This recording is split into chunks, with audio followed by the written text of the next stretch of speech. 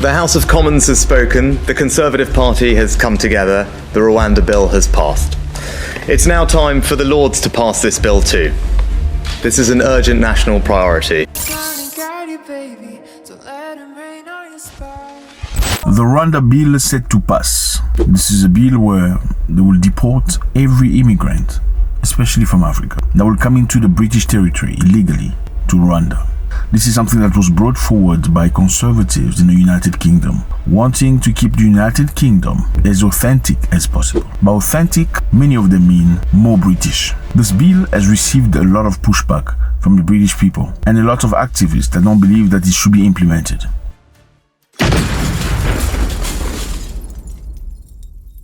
The bill is basically very simple. The idea is British people, at least some of them, conservative, most of them maybe, feel like there are too many immigrants in the country. And because there are too many immigrants in the country, they cannot breathe. Therefore, they need to find a way to stop the flux of immigrants.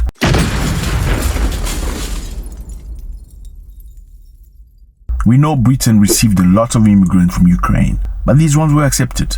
They will not be affected by this bill. This is for a specific type of immigrant. These are the people that come through the channel, the English channel, the sea. The bill was called Stop the Boat. Stop the Boat was a program immigrant that come to Britain through the English channel. Throughout the years, we have noticed that many people come from their country to Europe, but arriving in Europe alone doesn't satisfy them. Many of them then choose to go to Britain through the English channel. Because Britain is a big economy. Britain, for many of them, has a much appealing immigration policy. Now, with time, the Conservative Party has come up with so many ideas on how to resolve this.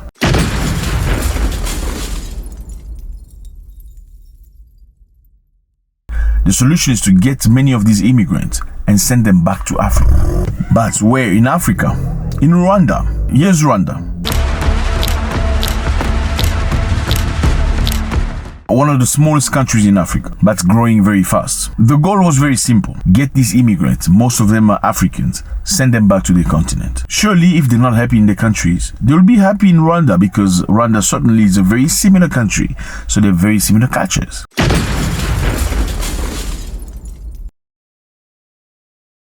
Britain has promised to Rwanda at least £370 million, which is about $470 million, as part of the deal whose cost is rapidly rising. So Rwanda will be gaining some money, Britain will get immigrants sent to Rwanda.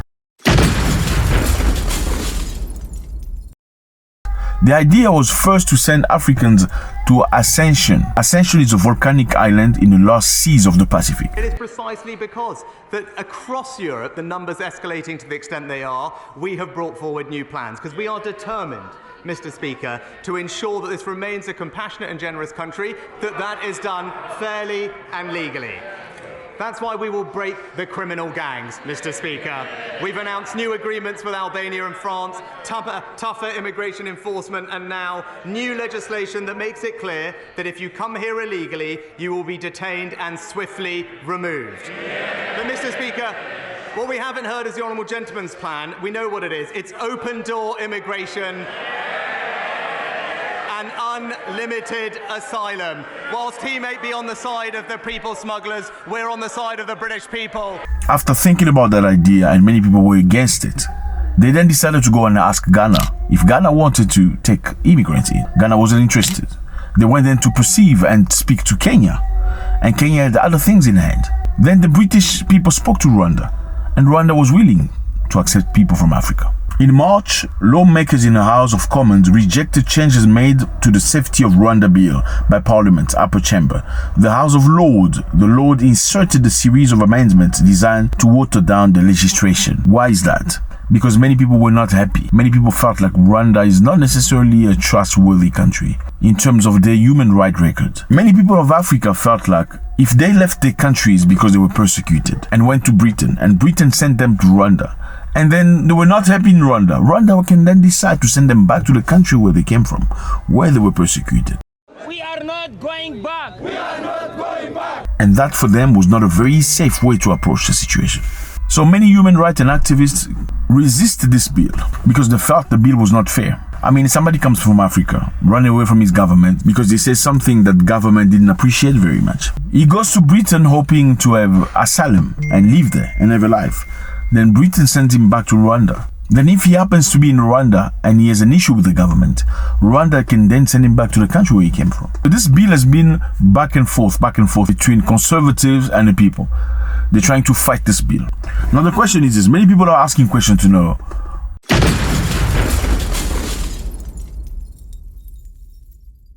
is it their fault? I mean, somebody's offering you £400 million. Will you say no? It's going to help you build your street, build your road, build your hospitals, build infrastructure. I mean, what's wrong are you doing? Having people in your country, hosting them, giving them apartment, a place to stay. Again, this comes back to the initial feeling of Africans wanting to go necessarily to Europe. Africans wanting to be with the colonizers. African wanting to see the countries of the colonizers. The countries of Africa that were colonized by French people all want to go to Paris. Countries of Africa that were colonized by the British, I'm talking about Uganda, Kenya, Nigeria, and many more other countries, they all want to go to London. If these people have not been to Paris and London, they feel like they have not accomplished something great yet in life. And that is absolutely insane. Why can't Africans stay in their own countries? Yes, apparently your countries are not nice because it's dictatorships and all that stuff. Why do you as a people, millions of people, allow a bunch of hundreds of people rule you with the armed fist like that? It makes no sense. You know why this happens? Because you have uncles in government and you don't want your uncle to be taken out because you are profiting from the system. Because you have cousins in government who are looting and stealing, and they are bringing some of the stuff they are stealing back home. That's why it's difficult for you to take that decision. Should Africans all the time be crying and feeling sorry for themselves? Or should Africans all the time be saying, nobody likes us, nobody want to be with us, you are all racist? How about you stay in your country and say, you don't come here in my country because you got gold, you got diamond, you got everything, iron, ore, you got uranium, cobalt, you got everything the West need. But you know what's happening? A group of people, the leadership of African nations, are the ones that are sacrificing everybody else.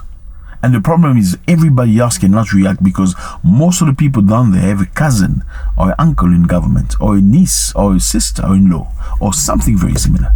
So attacking those people very openly, it's also shooting themselves on the foot. And that's the situation.